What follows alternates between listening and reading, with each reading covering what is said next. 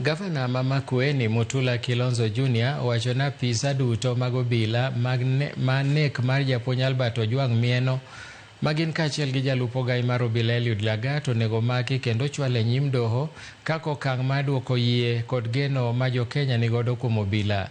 Koloso gi jofwamb weche, Kilonzo nowacho ni en wach malit ni apisa mag obila go pod tiyo mobalo gi chike e kinde ni ma jopiny geno dhi e yiero ma higa 2027.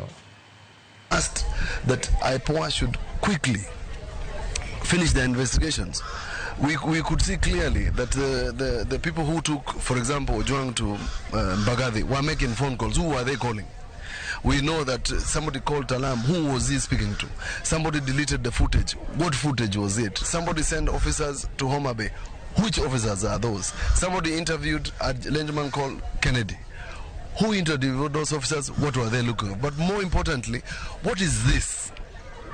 That the security operators were so afraid of that they could commit such a heinous crime. In a proper state, the DIG, the IG, and his